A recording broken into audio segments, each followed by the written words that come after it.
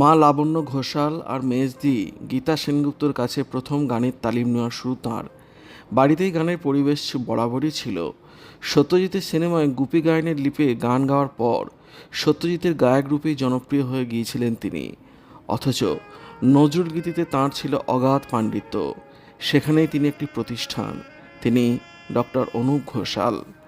আজ শোনাব তার জীবনের কিছু অজানা কাহিনী। ভিডিওটি শেষ পর্যন্ত দেখুন আর চ্যানেলটি অবশ্যই সাবস্ক্রাইব করুন। সত্যজিৎ রায় অনুপের গান শুনে তাকে ফিল্মে প্লেব্যাকের সুযোগ দেন। তখন নজরুল গীতি থেকে শাস্ত্রীয় সঙ্গীতের রীতিমতো তালিম ছিল অনুপের। যদিও গুপি গায়েন বাঘা বাহিনে সত্যজিতের প্রথম পছন্দ ছিলেন কিশোর কুমার। কিশোর গুপির চরিত্রে অভিনয় সহ প্লেব্যাক দুটোই করবেন এটাই ঠিক ছিল, কিন্তু তিনি সময় দিতে পারেননি। ফলে কাস্ট বদলাতে হয়েছিল সত্যজিৎ রায়কে। 1968 সাল তপেন চট্টোপাধ্যায়কে ভাবা হলো গুপির রোলে। দরকার পড়ল গুপির গলায় গান গাওয়ার একজন সঙ্গীত শিল্পীর। প্রথিতযশা শিল্পীদের কাছে গিয়েও গুপির গানের শিল্পী কিছুতেই পছন্দ হলো না সত্যজিতের। এদিকে অনুপ ঘোষালের মা ছিলেন সত্যজিতের স্ত্রী বিজয়া রায়ের বান্ধবী। বিজয় অনুপের গান শুনে সত্যজিৎকে বলেছিলেন, আমাদের ঘরের ছেলে অনুপ থাকতে অন্য গায়ক খুঁজতে যাব কেন? তখন ডাক পড়ল। বয়স তখন মাত্র 19। সত্যজিৎ পুত্র সন্দীপ রায়ের কথায় শাস্ত্রীয় রবীন্দ্র নজরুল গীতি মিলিয়ে অনুপ ঘোষাল বাবাকে অনেকগুলি গান শোনালেন। বাবা শুনে বললেন, বাহ, এ ছেলে তো ভালোই গান করে। সেই সময় থেকেই ঘোষাল বাড়ির সঙ্গে রায়বাড়ির হৃদ্রতা বাড়ে। এরপর তো বাকিটা ইতিহাস। সত্যজিৎ রায় কিশোর কুমারকে বলেছিলেন, অনুপকে দিয়ে যদি বোম্বেতে গান গাওয়ানো যায়। আর.ডি. বর্মন যখন মাসুম ছবির গান তুঝসে নারাজ নেহি জিন্দেগি হ্যারান হুমে তৈরি করছিলেন, তখন কিশোর কুমারকে দিয়ে তা গাওয়ানোর কথা ভেবেছিলেন। কিশোর আর.ডিকে বলেছিলেন সত্যজিৎ রায়ের ছবির গায়ক বাংলা অনুপ ঘোষালকে দিয়ে এই গানটি গাওয়াতে।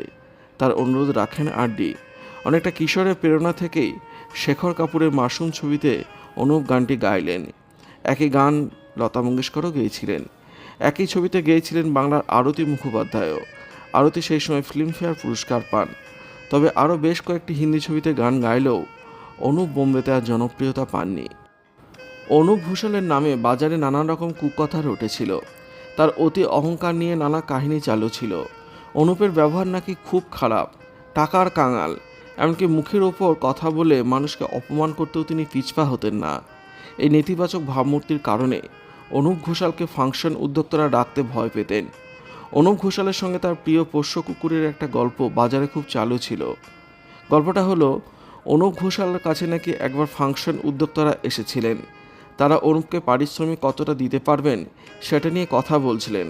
অনুপ বেশ বড় অঙ্কের পারিশ্রমিক দাবি করেছিলেন বলে শোনা যায়। আপনি কি যাবেন? উদ্যোক্তারা জিজ্ঞাসা করেছিলেন। সেটা শুনে অনুপ ঘোষাল নাকি তার পাশে বসা কুকুরকে ফাংশন উদ্যোক্তাদের সামনেই জিজ্ঞাসা করেছিলেন, কিরে, তুই কি এই টাকায় ফাংশন গাইতে যাবি?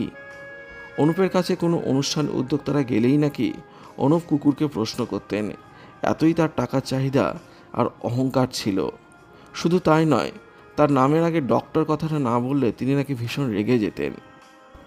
নেগেটিভ প্রচার যেন অনুপ ঘোষালের জীবনে কাল হয়ে দাঁড়িয়েছিল। রাজনীতিতে যোগ দিয়েছিলেন শেষের দিকে, কিন্তু সেখানেও তিনি ব্রাত্যই রয়ে গিয়েছিলেন। অথচ বর্তমান সময়ের বহু জনপ্রিয় গায়কের তুলনায় অনুপ ঘোষালের গান বাংলার সেরা গানের তালিকায় থাকবে, কিন্তু অনুপ ঘোষাল তার প্রাপ্য সম্মান পাননি। তৃণমূলের বিধায়ক হওয়ার পরেও তার নামে নানান কথা উঠেছিল। কিছুটা হলেও তাকে দল থেকে ব্রাত্য করে দেওয়া হয়েছিল বলে শোনা যায়। ডক্টর অনুপ ঘোষাল জাতীয় পুরস্কারপ্রাপ্ত শিল্পী, নজরুল গীতির একজন স্তম্ভ হয়েও মৃত্যুর সময় অবহেলিতই রয়ে গেলেন। জীবিত অবস্থাতেও প্রাপ্য কদর তিনি পাননি। তার মৃত্যু সংবাদ শুনে অনেকেই চমকে উঠেছেন, কিন্তু তারা জানেন না প্রবাদ প্রতিম এই শিল্পী জীবন সায়ন্যে দীর্ঘদিন পড়েছিলেন দক্ষিণ কলকাতার একটি বেসরকারি হাসপাতালে। রাজনৈতিক বা সাংস্কৃতিক জগতের কাউকেই সেখানে গিয়ে একটিবার গায়কের সঙ্গে দেখা করতে আসেননি। অনুপ নিজেও হয়তো তার শেষ দাক্ষিণ্যটুকু চাননি। একেবারেই নীরবে নিভৃতে সকলের চোখের আড়ালে চিরঘুবেন দেশে হারিয়ে গেলেন বাংলা সিনেমার গুপি গায়েন অনুপ ঘোষাল।